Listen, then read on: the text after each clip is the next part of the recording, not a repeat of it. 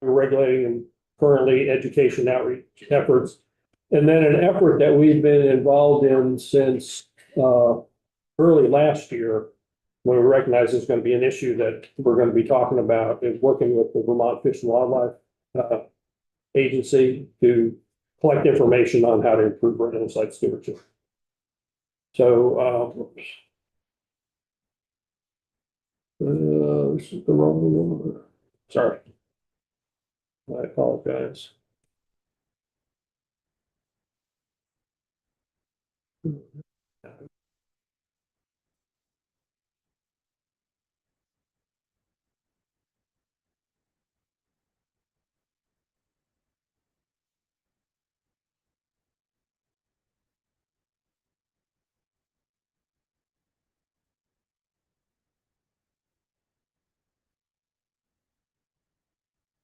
Looking for commendable rodents.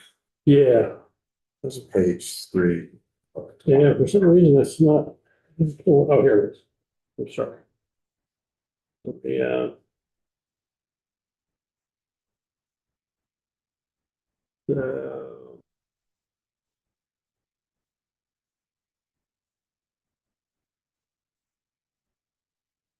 Yeah, yeah, so yeah, commensal rodents. I want to talk a little bit about why, why we use rodenticides. And so just a little bit of information about commensal rodents. They're called commensal rodents. The word commensal means to share the table. And that's what they do. They share our table. And they've been doing it for a long time. For probably as long as humans have been engaged in agriculture, we've had to contend with these two different species, Mus musculus and Rattus norvegicus. And they're both here in Vermont. These are the commensal rodents that we deal with. They only exist where humans exist. You don't find them out in the wild. They don't live in the wild.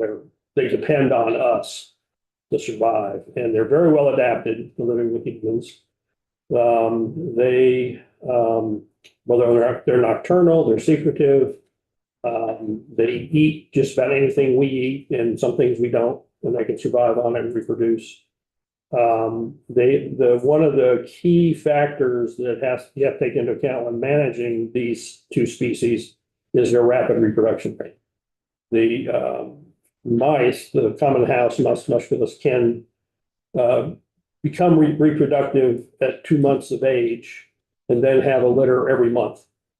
And then the offspring then, become reproductive at 2 months, and then they have a litter every month. And it's similar for the Rattus norvegicus, a little slower. Mice tend to weigh about an ounce.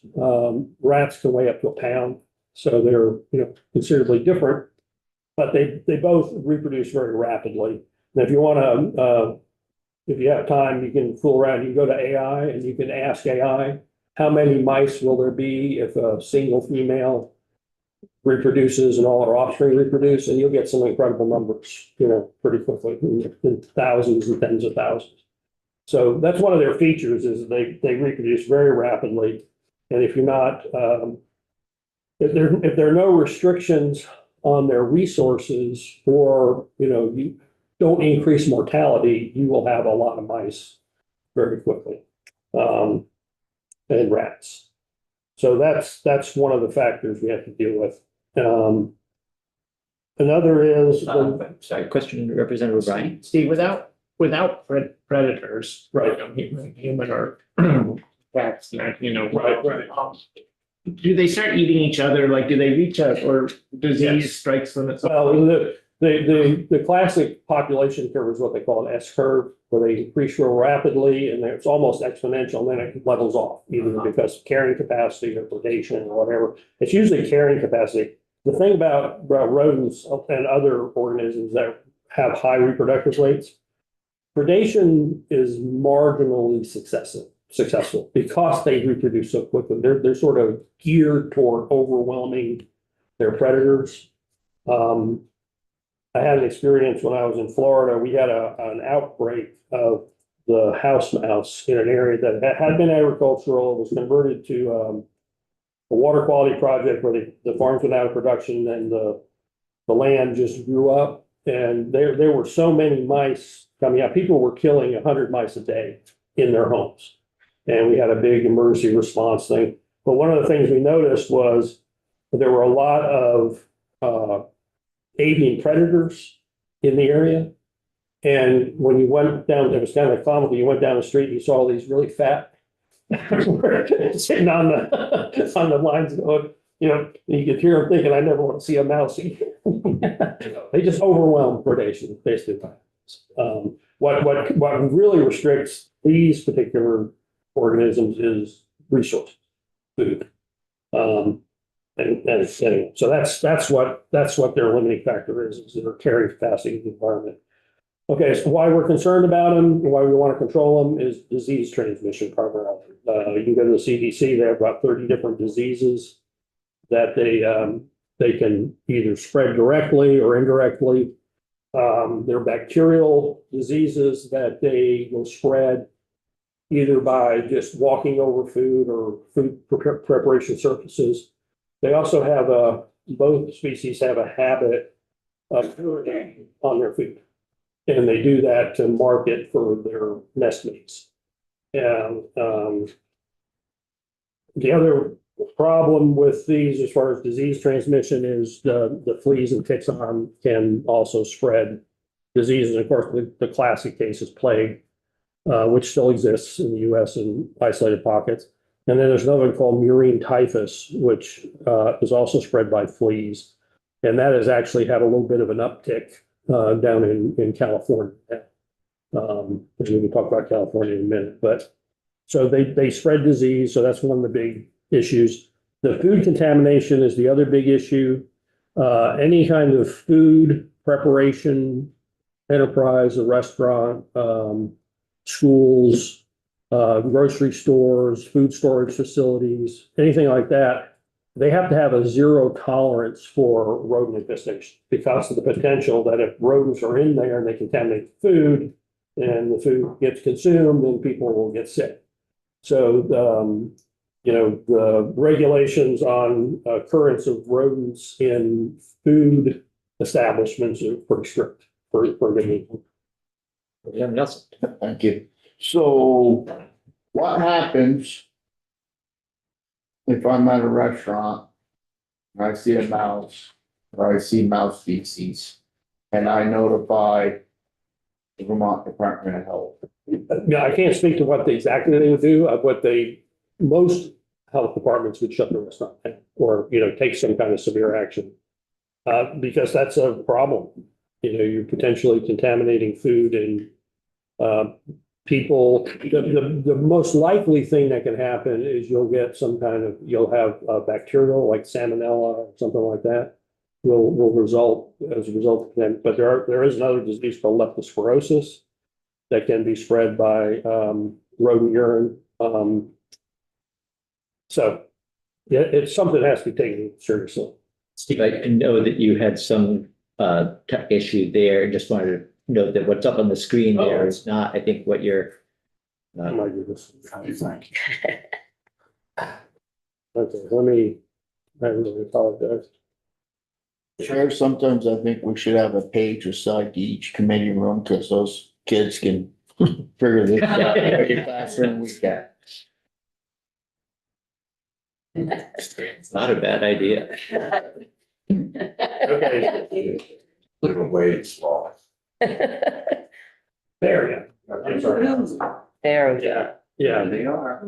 yeah. So actually, well, yeah, so I mean, we're concerned, you know, as a society, you have to be concerned about roads. You have to manage them or have problems. There's also the potential for property damage, especially the rat, the brown rat, the Rattus norvegicus that we have up here. It's a burrowing rat. If you can look at the profile of the animal, it has a sort of a blunt nose and a short tail, and they're designed for burrowing. That's what they do. You can go down to New York City and around Central Park and find their rodent burrows all over. So that's where they are. So they can undermine foundations and damage plumbing and that kind of thing, and, disrupt gardens, et cetera, et cetera. Both species have to continually, gnaw on something, so their teeth, keep their teeth in check. And so gnawing is a problem on, furniture, wood, structures, wires. There's, some pest control and some rodent experts say that, a percentage of unexplained house fires are from rodents gnawing on wires. So that's something that they've said. And then we've had recently, there's been an issue with vehicle. A number of manufacturers a few years ago switched to a soy-based wire cover, and it's attracted to mice. I have a coworker who's had to replace her wire 3 times. Not covered by insurance. It's expensive. I know a veterinarian that had to place their wiring in their vehicle last year. Yeah, so it is something that happens, and, it can be expensive. And then in agriculture, of course, you have problems with destruction of crops, contamination of feed, and then stored product issues. If you have, that's the classic, rats in the grain bin. kind of thing. Rats in a bunker silo, Right, tunneling through your plastic right, and creating big rot spots. right. Representative O'Brien? Just a comment, Steve, I don't know if you ever heard, I remember maybe 8 years ago, Carl Hammer, who runs Vermont Compost Company. Uh-oh. 1/4 of the world's grain is eaten by rodents that we produce. And, It yeah. stuck with me, I was like, oh wow, we raise a lot of food for rodents. Right, right. Like I said, rodents and humans have lived together for a long time, and, the expression, if you build a better mousetrap, then there will be the reason that expression exists is before rodenticides, effective rodenticides, everyone was looking for a better mousetrap because they eat them. The other thing, and this isn't really the presentation, but prior to the rodenticides we have now, the way to control rodents was to use arsenic. And you could buy arsenic at the drugstore and mix it. Sometimes it was liquid, sometimes it was powder. And as recently as 1970s, you could buy liquid arsenic. And the instructions were to put it in bottle caps around your house. To control the bugs. So all that's changed now. Now we have better products. But anyway, rodents. Happens when the wife used the arsenic to get rid of the husband. Right. Get away arsenic. Arsenic and all place. Got the baby food. Right now, why is it moving forward?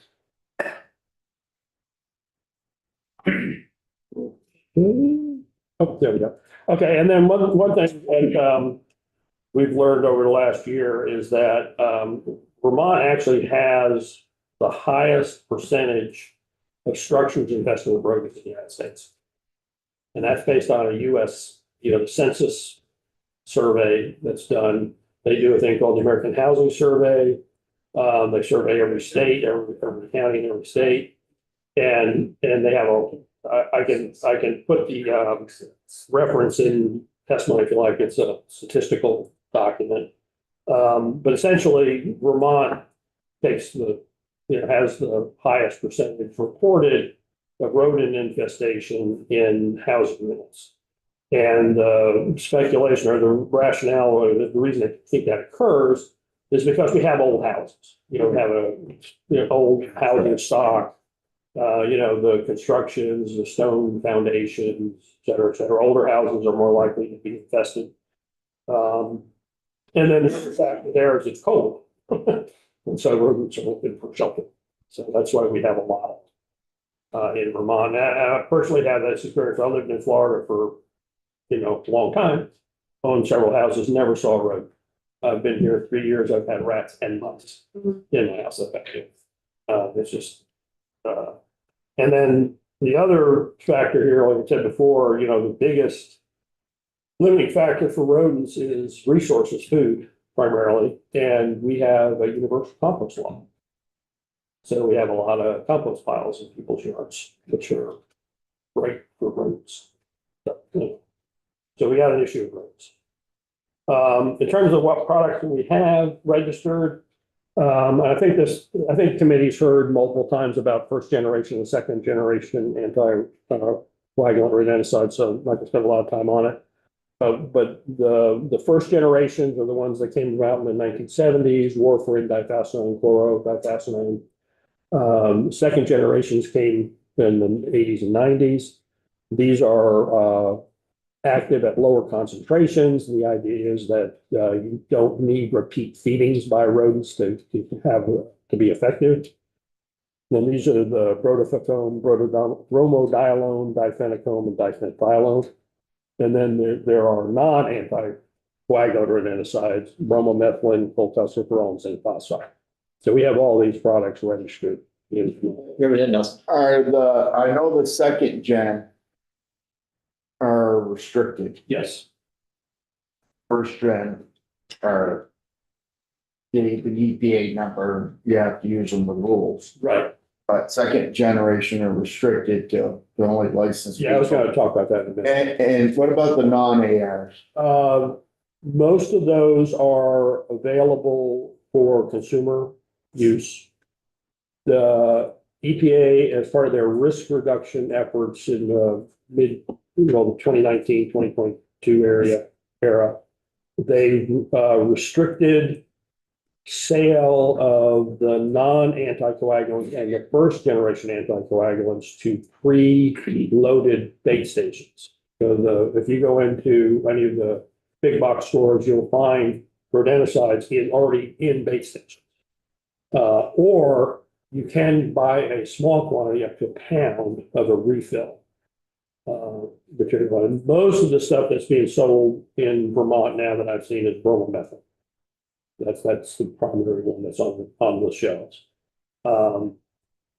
There is some difacinone. Warfarin is hard to find, and I've never actually seen chlordifacinone on the shelf.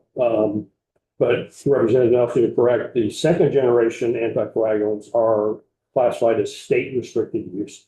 Some of them are also federally restricted use, some formulations, but as a result of legislation in 2024, all second generation anticoagulants in Vermont are state restricted use. They can only be purchased by a certified applicant. And they have to be sold by a dealer who is licensed to sell restricted products. So anyway, those are the products. This is just the sort of a breakout of the different types of products. And you can see that, and this is as of, I think, the end of last year, so it varies a little bit, month to month, products being canceled or new products coming in. But you can see that the bromomethylene products are the majority of the products that are registered, because those are the ones that are designed and marketed for consumers primarily. We were able to pull together the use records for the last couple of years finally. And this is the use reported by the certified applicators who use the second and first generation anticoagulants. And again, only certified applicators can use the second generation anticoagulant.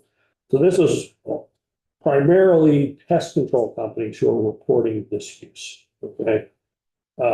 This does not include use by private applicators or non-restricted use products by private applicators, or non-certified by private use.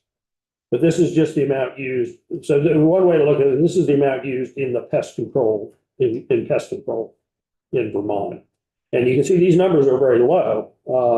Like bromodiolone, in 2024, the total amount reported used is just a little over a pound. Okay, the entire state for the entire year. And I'll show you why that is because the amount that's in each block or pack is so small. So this is an example of one bromodiolone product. The concentration of the active ingredient is 0.005%. Okay. And if you do the calculation as to how much is actually in each unit, you're looking at, in terms of ounces, you're looking at 0.005 .0000075 ounces. Okay, if you do the math, to get to a pound with that concentration, you need to have 21,333 packets. Okay, so the numbers do make sense when you go back. If I can do that.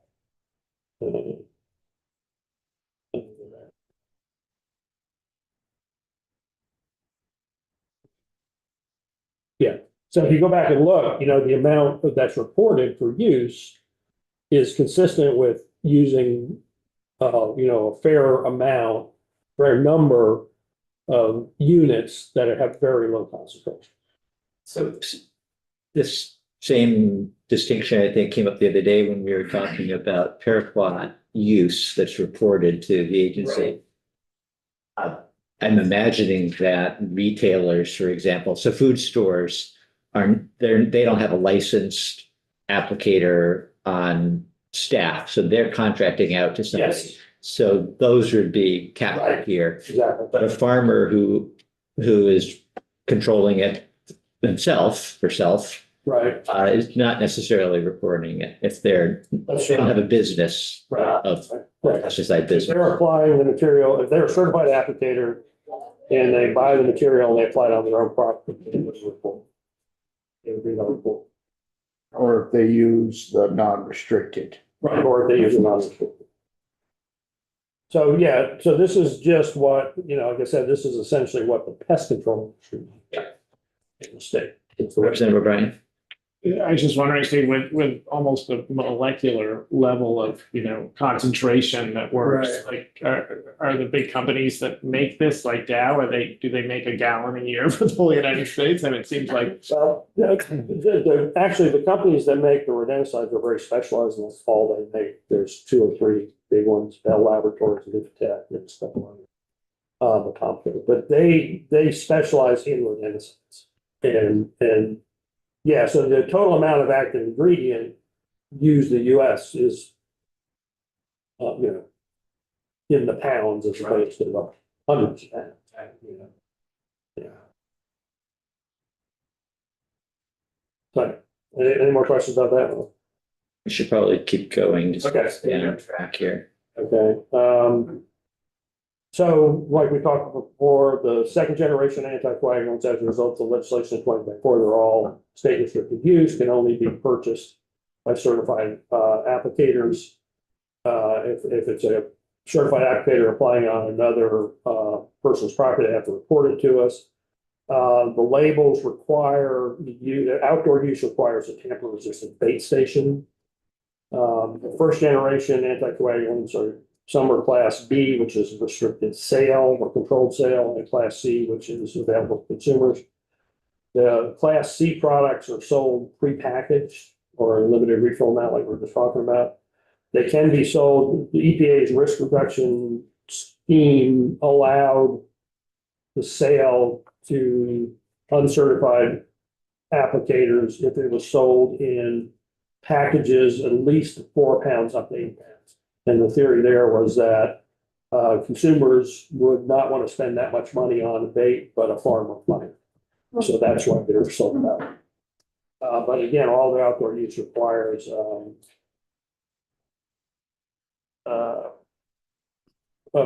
bait stations are mandatory for outdoor hunting. That's gathering bait in open areas is a label violation. And the idea of the bait stations, using the tamper-resistant bait stations, is to minimize exposure to children, pets, non-target sport organisms. Representative Nelson. On the slide before that, you show the number of persons certified in pest control. Is that only commercial? Yes. That's commercial people. Yeah. So that doesn't count me. No, that's the folks who are working for Okay. for a pest control company, 89 companies, and that number, varies. Day to day.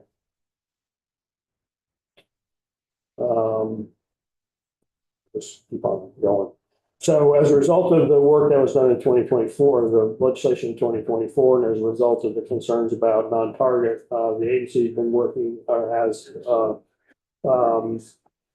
pushing or, trying to, educate the public about how to use it. So any of the stores that are selling, the bait that's not already prepackaged, Dave's inspectors went around to every one of them and provided these posters, educated about them, make sure they didn't have the S-cars on the shelves anymore.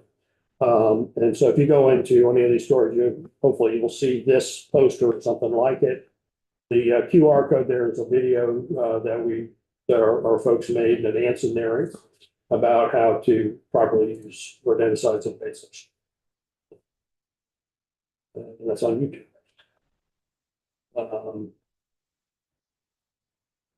So we've also been working, educating the pest management industry on rodenticide stewardship. We have had multiple meetings. We participate in their regular meetings and talk about how to use IPM, not over applying, using bait stations, maintaining bait stations, and we inspect their activities and we'll take action against them if they're not properly doing the work. We've had a number of actions for folks who weren't properly maintaining bait stations for one reason or another. So anyway, that's kind of where we're at. So like I said, after the short form bill was filed last year, we got together with Vermont Fish and Wildlife to talk about ways to mitigate or to improve rodenticide stewardship, I guess is the best way to say that. And I don't know if you plan to have them come in or not, but they've been doing a lot of work in this area. They have a lot of information, but so we basically got together with them and started having phone calls with folks who had information about rodenticide stewardship, including Vermont pest management professionals. There's a organization called the Rodenticide Task Force, which is the manufacturers of rodenticide, and they have a whole bunch of information. We got some information from them. And we also were able, through the Rodenticide Task Force and through some of the PMBs, we're able to, and Vermont Fish and Wildlife, get a hold of researchers who are looking into the issue of exposure of wildlife to rodenticides. And in particular from the University of California and Cornell, we got some good information from them, which I'll go into in a little bit. And then there's another organization called the Bot Cyber Institute, and that's an international organization, and they work on fertility control for wildlife, and they have a fair amount of work going on rodents. And so we've got a whole bunch of information then, and basically just to educate both agencies with the view toward, at some point, developing some recommendations on, for the pest management industry and for the public about better ways to use rodenticides. We're not there yet, but that's what we've been doing. We also looked at regulatory efforts by EPA. California has a lot going on right now. Massachusetts just completed a scientific review of rodenticides, which is public.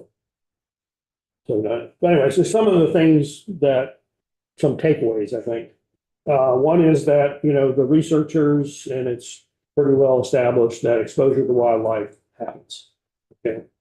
The Vermont Fish and Wildlife has a lot of information from here in Vermont and some recent information, which we probably would like to hear from them. The highest exposure occurs in areas where you have wildlife and urban, suburban interface areas. So it's not urban areas and it's not just direct farmland, it's where you have the interface, which makes sense because that's where people are trying to control rodents. Then the bait stations alone did not reduce wildlife. So the original idea from EPA was to use these bait stations that would reduce wildlife exposure, and that doesn't appear to be the way. It's not. Bait stations alone are not reducing, because the rodents, consume the bait, they go out to die, the predators get a hold of the rodents. Representative Nelson. Thank you. I just recalled a conversation I had with a licensed gentleman in up home, and I asked him, I said, what's your go-to if you have to go into a restaurant? And he had an example immediately, and I won't name the restaurant. But anyway, and he went in with a chloricalciferol. Right. And I said, why did you use that one? He said, because he said it didn't present secondary Yes. poisoning. Right. So I take it all the non-anticoagulants of bromethylene and the zinc phosphides. They don't appear to have the same issue of the secondary toxicity that. Right. And you're saying in the first generation one, there's very little that being sold now?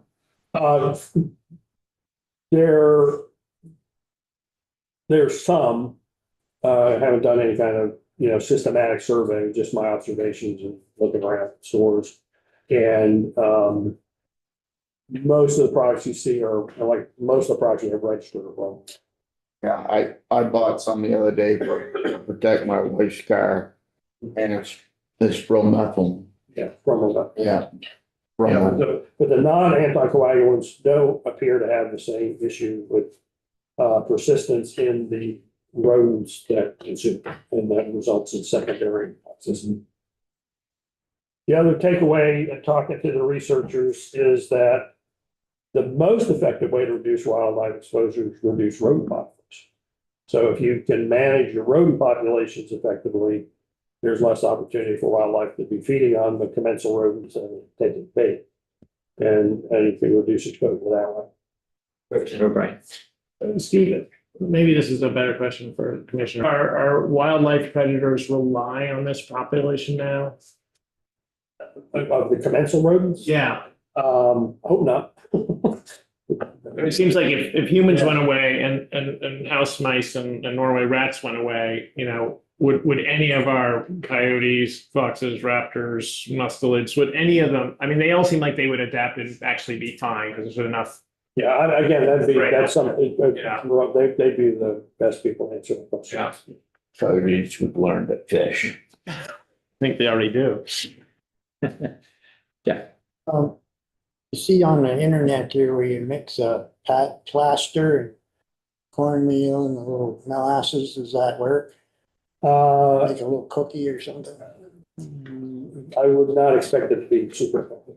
Just say there's something about they don't pass gas and makes them blow up or I don't. Baking soda, yeah. Yeah, baking soda. Actually, you bring up a good point, because one of the issues with restricting access to registered products is people will then start getting creative and do all kinds of things to try to control rodents. And could be not so great ideas. Bartholomew. This point, they're reducing rodent populations is the most effective way to reduce wildlife. Isn't that a cyclical argument? Like you reduce rodent populations by increasing using the rodenticides, which affects wildlife, but then Well, there are other ways to reduce rodent populations. And that's kind of where we're getting to. okay. It's not just increasing the amount of the website. Is I that, have another question. Yeah. There was mention of orchards using because of rodents gnawing the bark right? around. So you wouldn't be using it around dwellings then. How do they apply? So that is something I still need to learn more about, frankly. But they use different products, and what they're concerned about there is not the commensal rodents we're talking about, they're voles, which is a native rodent that will feed on the plants while they're being established. I think they use zinc phosphide for that. It's a non-anticoagulant. Which is zinc phosphide is used a lot in agricultural rodent control situations.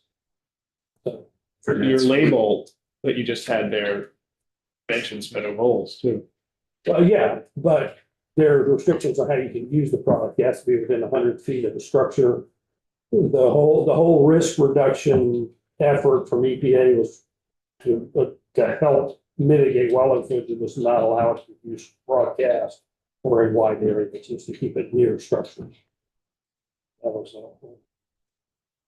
so as part of reducing rodent exposure, you have to monitor and time the application. That's what this is about. So this we took from the Rodenticide Task Force. So as the curve there is population of rodents. As rodents, increase their population, if you time your application of control methods in, at the right time, you can reduce the population over time. If you do it at the wrong time, you're just wasting, you're putting the bait out and you're not really going to have an impact. And so this depends on monitoring the population, which takes time and labor cost. So this is part of what we're trying to work toward with the pest management industry. And there are pest management companies that are starting to take this approach now of monitoring the population as opposed to just, they get an account and they put the bait stations out, they put the bait in, they go away. They don't actually try to monitor and control the population. So that's where, having effective rodent management comes into the picture. And that's where you have to, it's integrated pest management, is what it is. What's that monitoring look like, Steve? Well, there's different ways to do it. Slide on that. Well, there's a new technology, relatively new technology for electronic rodent monitoring. Essentially, they're stations with electrical sensors, and there's different models available. Some are set up on Wi-Fi, some are set up on Bluetooth or whatever, and they actually will alert the monitor when a rodent enters the station. In big accounts, pest control companies use game cams and trigger game cams to actually track them. You can use what are called detext blocks, so they're non-toxic baits. You put in there and you just monitor and see what kind of feeding you have. Using your flashlight and walking around the building and see what's going on. Another monitoring thing. Are the commercial pest control companies in Vermont using anything like this or other? Some are, yeah, some are. Yeah. Representative Boswell? Yeah, I was just gonna ask, we heard a lot of testimony around the rodenticide issue last year. And one of the people that testified for us, I can't remember if he was from California or Hawaii, but it was somewhere much warmer than where we're living now. And he had designed and ran a company that electronically in some way, like, I don't know, do you guys remember the details? It was like almost like a trap shoot or something. Right. It was like a giant mouse trap sort Yeah, of, but yeah. like it was an Right, they're- industrial version. Right, there are. And it sounded like they're being widely used. I think it was in California where they were being widely used. I'm wondering, in Vermont, do we have anybody that's utilizing any of these alternative practices, or has nobody tried that in Vermont yet? I don't know. Okay. I mean, I think it'd be good to talk to the pest control folks, see what they're doing. There are a whole array of lethal traps that you can employ and have them used forever. The problem with trapping is that rodents, mice and rats are pretty cagey and they don't necessarily go into traps. Trapping is about 30% effective. That wouldn't be the statistic that I remember from this particular one, but we Right. have to go back and revisit it because I Yeah. don't remember the details mean, about how that worked. Yeah, I mean, and I worked in the pest control industry for a while. Whenever you're trying to control a rodent population, you pretty much got to, you use the trapping, you use the baiting, you use monitoring, you do everything you can do because, rodents have figured out how to live with us and avoid getting killed. And they're pretty good at it. So you got to do everything you can. So I want to move on, Steve, to our next witness. So do you want to finish up? I think there were a couple more slides you skipped over. yeah, I guess just this last one, I guess. That one of the discussions we had talking to folks is that if you restrict anticoagulant rodenticides or other rodenticides, the effect is you raise the costs of rodent control. Because if you have to go to a trapping only service, that dramatically increases labor costs up to 10 times the cost for what they do now. And then exclusion efforts can work, but it can cost hundreds of thousands of dollars per structure because essentially it's construction. So again, it's all about using every tool you got but using them correctly. Just to point out from my laboratory animal training, that a rat can fit through a hole the size of a quarter. So in terms of rat proofing a house. It takes a lot of work. Wow. And mice can go through the size of a dime. So you gotta really work at it.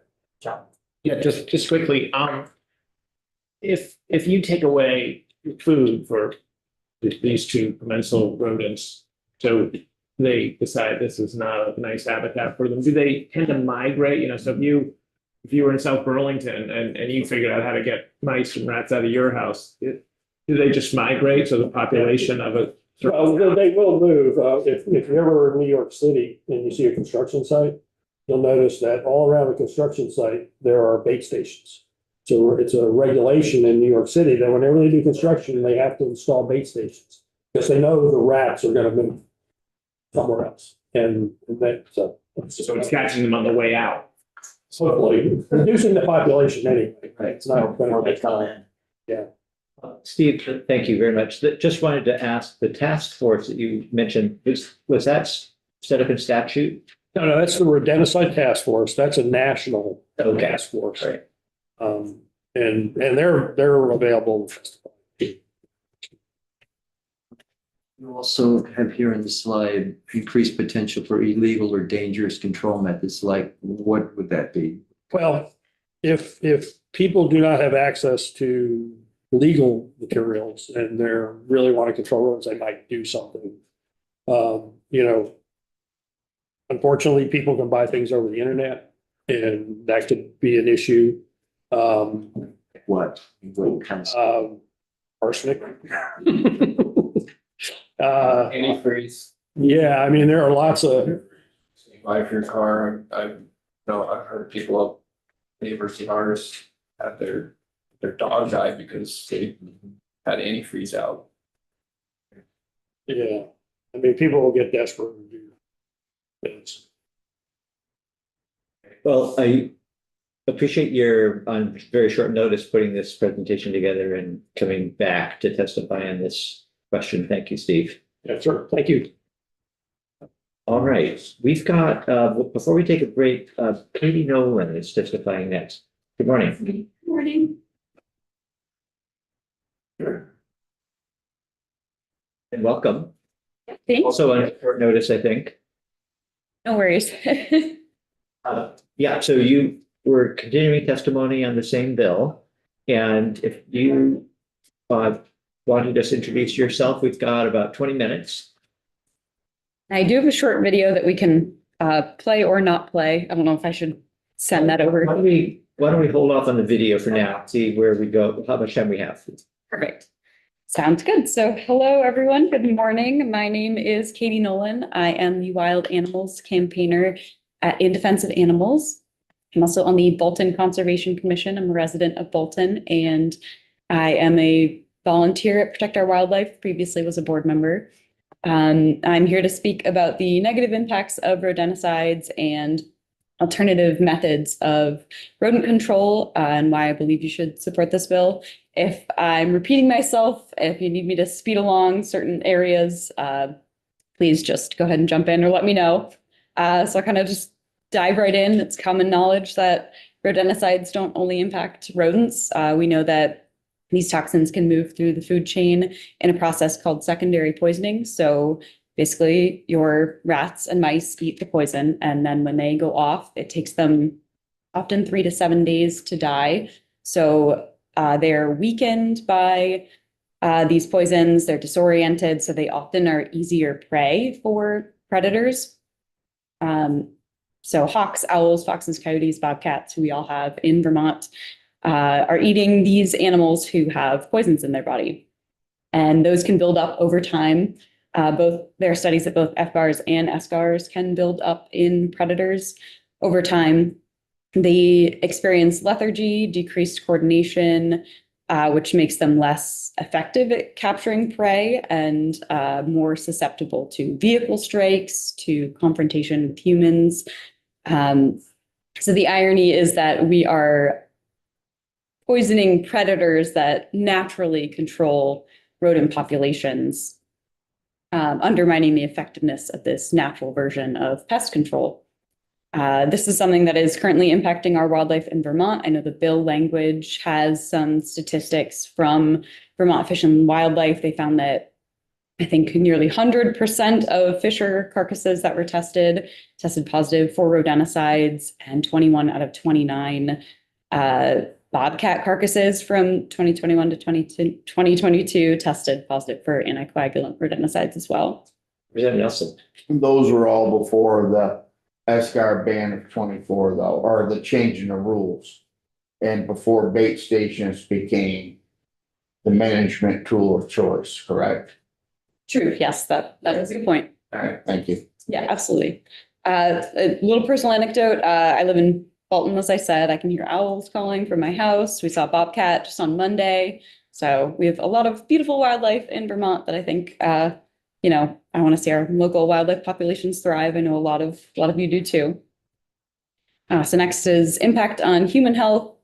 Rodenticides continue to cause, I think, an unacceptable number of public health incidents. There's an alarming number of human poisonings. Often those include children who put colorful bait in their mouths. I know that we talked about having tamper-proof bait control boxes, but there are still high incidences of human poisonings happening throughout the country.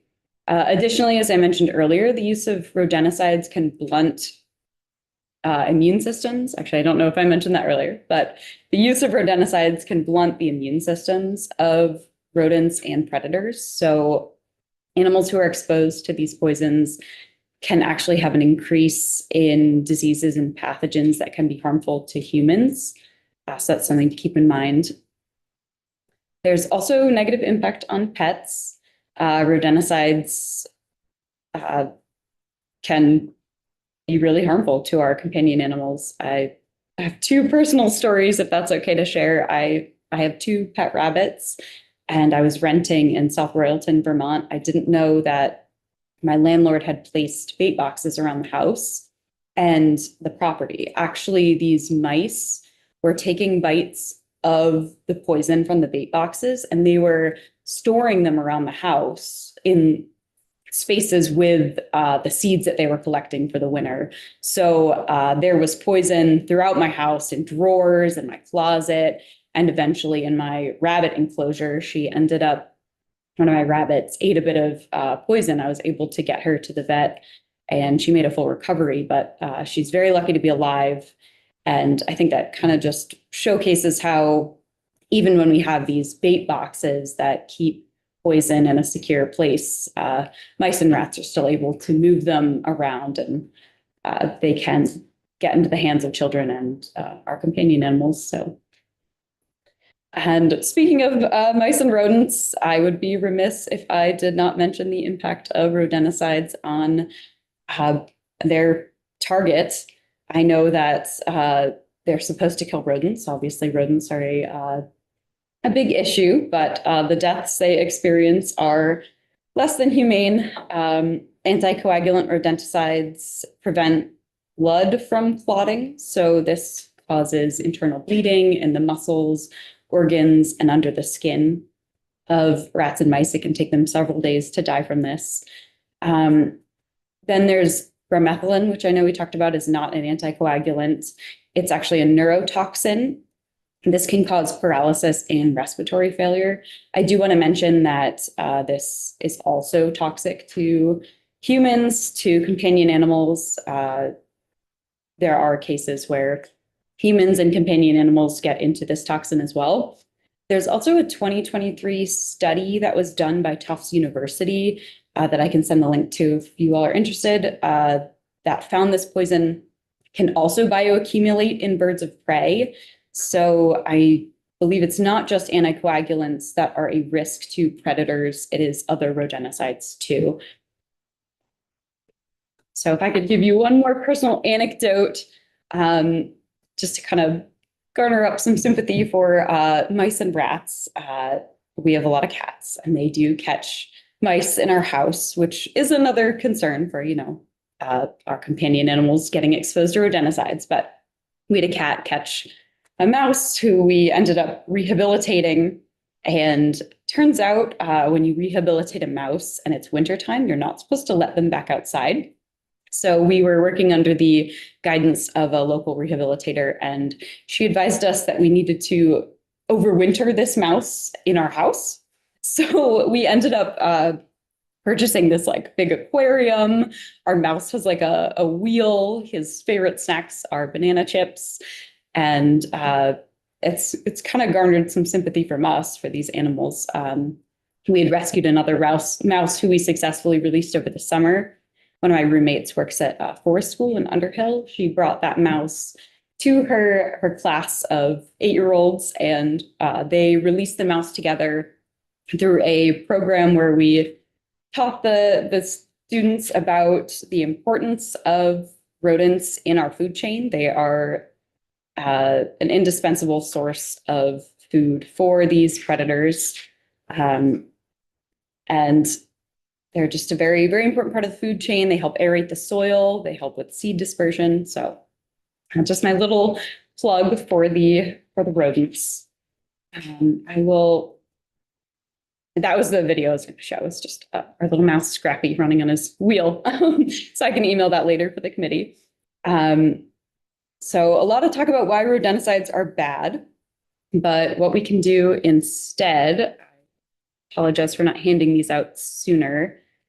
There's a couple flyers on, one's the Fisher information, but 2 others are from a group called Wisdom Good Works.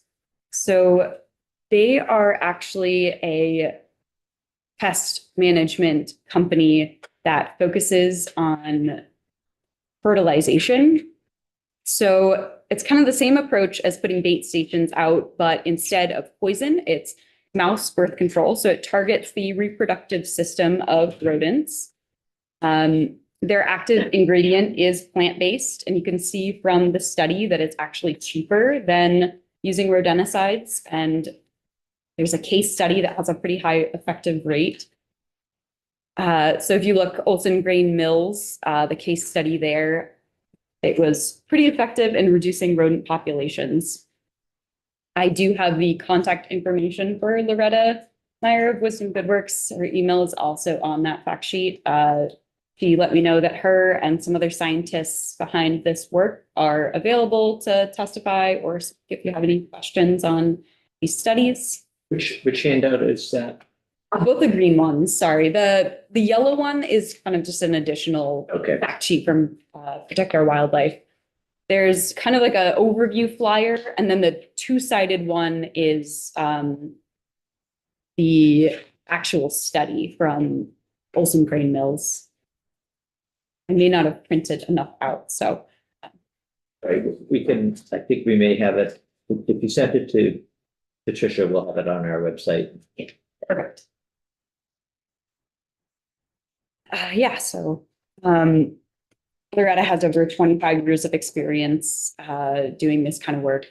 Their organization is not based in Vermont, but Heart Wildlife Removal is. They're based in Chittenden County.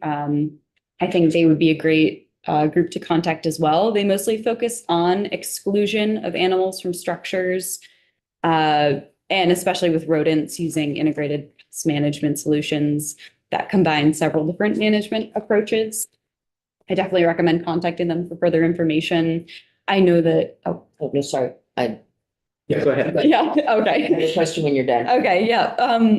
I know that they have someone who's working on getting licensed to distribute fertilization control, but they are not currently licensed to do that. There is a group in New Hampshire that is licensed to do that, though, and I can also provide contact information for them if you're interested. And then other general things like sanitation, securing waste, proper food storage, all that classic stuff. I guess in conclusion, I think the bill is a smart science-based step forward. I think we have the opportunity to be leaders in the Northeast for responsible wildlife and pest management. set a standard for balancing public health and environmental well-being and looking out for our Vermont businesses. So thank you for the opportunity to speak. Happy to answer other questions. Katie, yes, Representative Boswell. Yeah, so I'm looking at this Olson's grain mill case study, and it says they had 95% reduction in finished product losses, which sounds good. And then it says that in terms of maintaining the rodent population, it was reduced at a level of 83%. I'm wondering do you know how that compares to an organization or for them, you know, in using traditional rodenticides? Like, how does 83% as a birth control method compare to using a rodenticide? Very good question. I am not sure about that answer, but I can definitely reach out to Loretta and get back to you on that. Okay, I mean, 83 sounds good. I just don't know how that compares. Like, is it 100% with rodenticide? I would guess not, but I don't know what the number would be. Great question. I will Okay, absolutely all right, get back thank to you you. on that. Representative Birch. Curious, I was just looking at doing this briefly, but does it mention what drug or what material they use to provide Yeah, that's another question for Loretta, but it is a botanical-based, plant-based material. So it's not like a chemical, it's natural. Representative Bartholomew. Looking at the same thing that our Representative Boston was just mentioning, that sentence can be read a couple of ways. The rodent population was reduced and maintained at 83%. Does that mean that it was maintained at 83%, which is a, what, 17% reduction, or maintained at 83% lower? I'm pretty sure it means 83% reduction. And it's as written, means the former. Anyway, I just wanted to clarify what that meant. Yeah, 83% reduction, but noted on the wording of that sentence. Questions? We have close readers in this committee, so. Always good. I'm just trying, I wanted to make sure I understood what was meant by that. Thank you.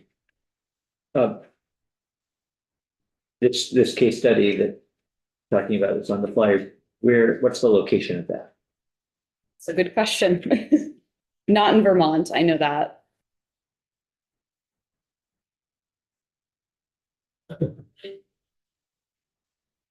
All right, anything else? I don't know whether you had a chance to cover everything you wanted to say. If there's anything more, Katie, or. Yeah, I did speed through the beginning just to kind of make sure we had enough time. I think I did get to everything though. Thank you all. So we understand that there are first and second generation, and then there's non-anticoagulant. Yes. Do you have a position on whether the non-anticoagulants are safer in terms of wildlife alternatives?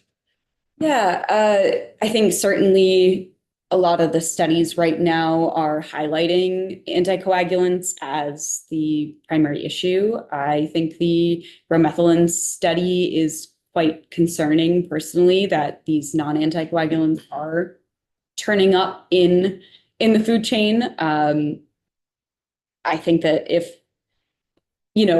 there is an alternative that is not poison, that is not turning up in the food chain, that would obviously be my recommendation and preference. But I do know that there are more studies out there that show FGARs and SGARs are present in the food chain, not necessarily anticoagulant or non-anticoagulants showing up. But I think research is definitely needed in that area. Well, thank you for coming in. Thank you all for the time, and appreciate you taking up this bill.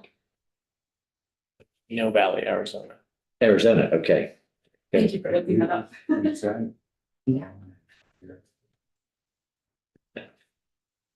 We're going to take a break, and then we have, after the break, the Chamber of Commerce would like to speak to the bill. So we'll take some testimony from them, and then we have a witness coming from